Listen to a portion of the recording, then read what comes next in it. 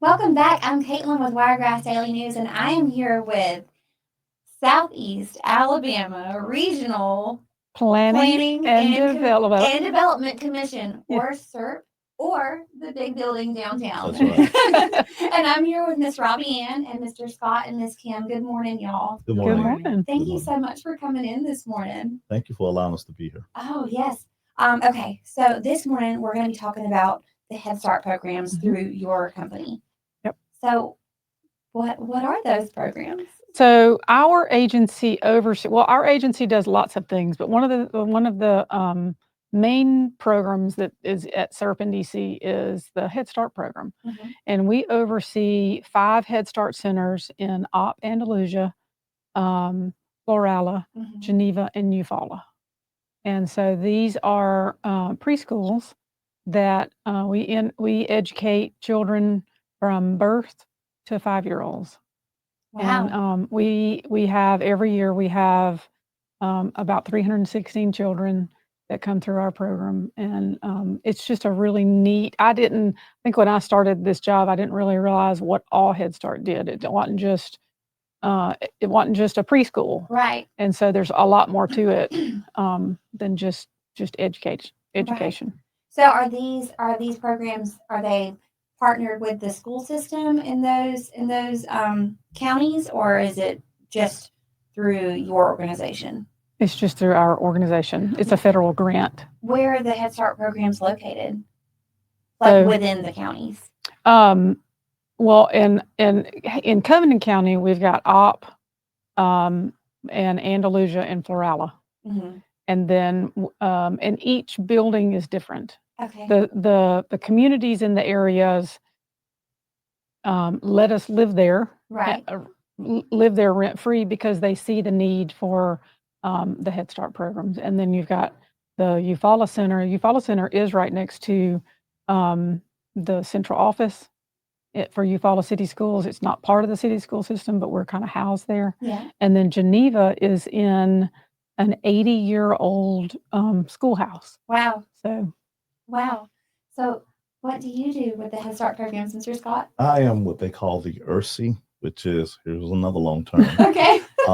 eligibility, Mhm. recruitment, Mhm. selection, Mhm. enrollment, and attendance. I am the ERSEA manager and the PFCE manager, which is parent, family, and community engagement. Okay. So my job is to assist Kim and our other 4 family service specialists to help get resources to families. See, we do at Head Start. It's more than just educating the child K through 5, Right. but our job is also to support that child's family so that that child can be successful. I mean, we understand as educators that the parents are the first teachers of children. Right. So our role is to support those parents with whatever resources they need, whatever resources the family needs to make sure that the child is successful and to make sure that the family is successful supporting the child in our Right. program. So this month is Head Start Awareness Month too, right? Correct. And Miss Kim, what do you do with the organization? I am the one that actually go out and what always call adopt the families. We actually go out to different areas of the community. We are a low income program, so we do service the low income Mhm. first. Once we have reached the capacity of that and don't have any more spots, or we have open spots, then we look at higher income families. But yes, we go out and adopt the families, service the families, go out and do whatever they need done, get resources for them. Basically, anything they need done, we look Yeah. at the family as the whole family, the whole child. What type of services do you provide? We provide developmental services, far as developmental screenings. We do health screenings. We do nutrition program. Well, what we do is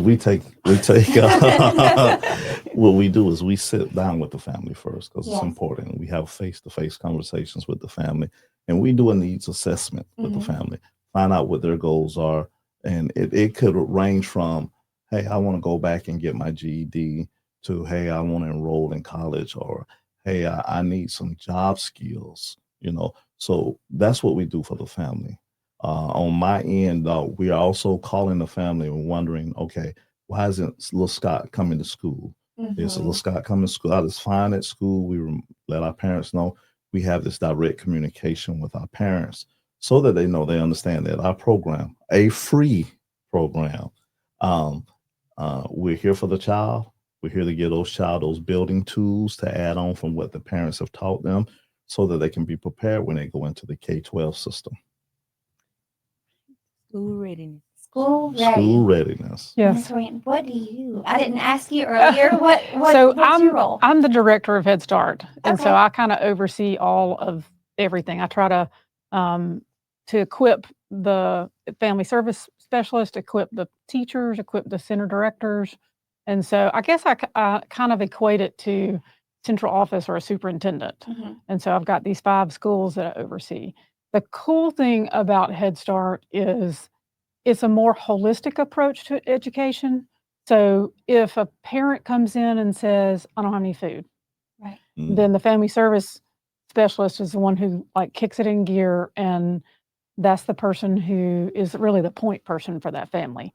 If the parent comes in and says, we don't have any housing, family service comes in. So it's not just education. Right.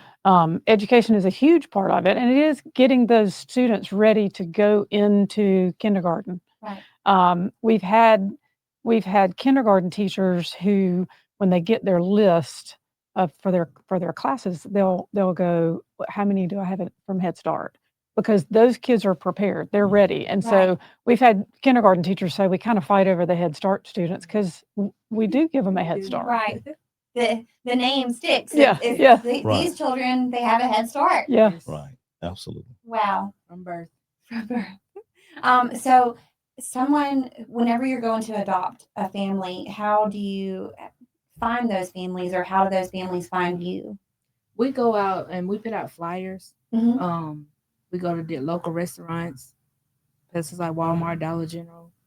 You can just be walking in. Like this week, we are located at the Covington County Fair. So we caught up a couple of families at the fair the last 3 nights. Basically just go out into the communities, housing authorities, different places where low-income families are. We put flyers out, knock on doors, and just speak with people. And a lot of them come to us. And then social media.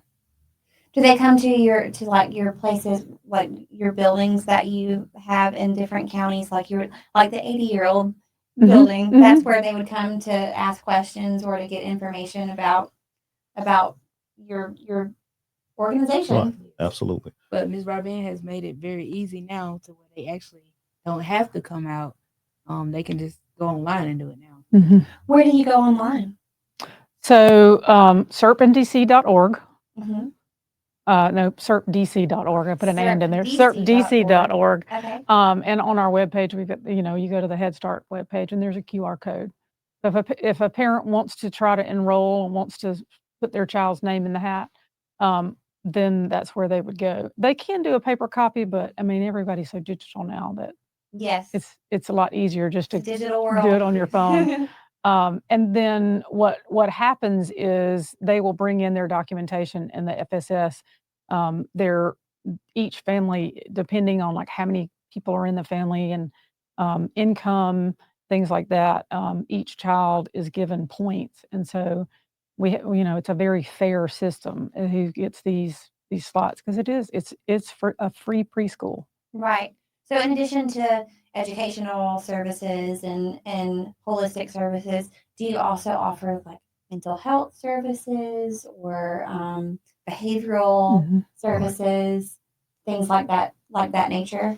Again, so whatever the family needs. Right. And so, yes, to answer the question, first of all, yes, we do offer those services, but whatever the family needs, whatever the child needs, we try to accommodate and make sure that the family and the children have them.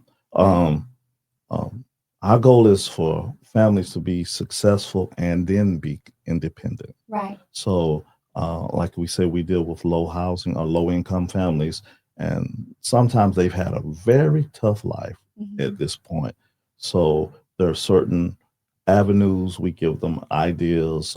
We show them certain ways to maintain and keep up, even from, excuse me, even from house budgeting. Right. You know, we want them to be successful, not only academically, but financially. You said mentally, uh, whatever that family needs. Yeah. You find the resources to help them. We find the resources, and it's been great. Like we say, we put out and we advertise. Even I was hoping Kim would say this, but we even advertise at laundromats. Really? You know, our flyers are all over the community. So if they don't know about the Head Start program, and thank you for allowing us to come to this show, because this is going to help us with the Absolutely. recruitment portion of it. Yes. And if a family does make it and we place them on the wait list, just we ask them to be patient, because certain things happen, and that wait list can move very quickly at times, depending on the center. Right. Right. So what are the ages of the children that are in the Head Start programs? Birth to 5. Birth to 5. Birth And to then 5. from 5, they get ready to go to the K-12. They transition. Right. Okay. Right. Okay. The other thing is that Head Start, federal Head Start requires that we do certain screenings by a certain period of time when that child enrolls. So we do hearing screenings, we do vision screenings, we do dental screenings, we do mental health screenings, you ask about mental health. So disability screenings, if a parent comes in, or if a teacher recognizes, wait, that child may have a speech developmental delay, then we get the resources to come in and we get that child in speech therapy. So the earlier you can get them, the better. Right. And Right. so if there's a speech delay, then that's gonna kind of hurt their Other development. yeah. And so that's kind of the neat thing, is the earlier that you can catch it, the better. Right. So in addition to Head Start Awareness Month, are there any other awarenesses that kind of coincide with the Head Start program that are happening right now too? Well, we have this is for the month of October, we have our fathers and males awareness, and we have programs that we've set aside, like Eufaula. Even today, Eufaula is doing dance and donuts with dads. Aww. So we encourage our fathers and our male role models to come out to our programs and to our centers, and to see the layout, see what's going on, and see how they can participate, or how they can become a resource for the family. So that's one of the programs. Dance and donuts. Dance and donuts. It's in Eufaula Head Start. Is it like a dance? It is. Oh, It is. dancing. It's like a father-daughter's dance, or a father and children's dance. I love that. And donuts are served, and yes. Is this a free event? Yes, it is. Great. Any other events or October's packed. October is Fire Safety Month, Head Start Awareness Month, Male Involvement Month, Breast Cancer Month. So Head Start calendar is full for October. It is full. Yeah. Wow, yeah, it sounds like it. So, in a nutshell, just for me, what is the importance of the Head Start program? What would you say is the most important part, or what is the most important thing about Head Start program? Well, for me, and this is December will be my first full year working there. I spent most of my career in public schools, so I'm big on education. Yes. Okay.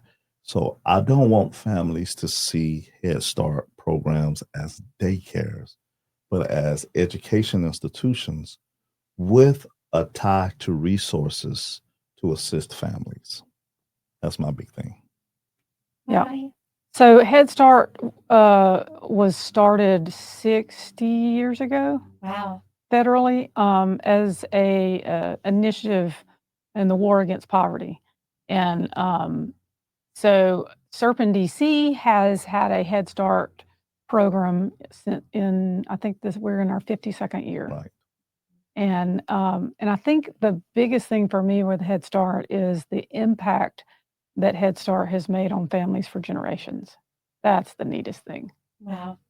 What about you, Ms. Kim? Mine is about the same thing I was going to say. Ms. Robbie Ann said mine is the impact on families and the partnership that we are building with each family, because each family is different. Each family, you have to talk to each family different.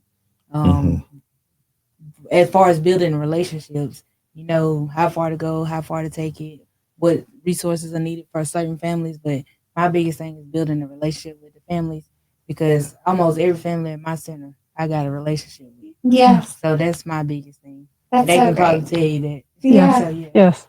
Well, I think that's awesome what you're doing for the community. Yeah. I think it's very important that you give children, you know, that head start before they get ready to go into the K through 12 program. Right. So important. But yes, thank y'all so much for coming in this morning Thank you for and having you. us. letting everyone know about Head Start awareness and where to go if someone is interested in being, you know, part of the program. Yes, thank y'all so much for coming in this morning. Thank you for having us. Thanks. Thank you for having us. Thank you.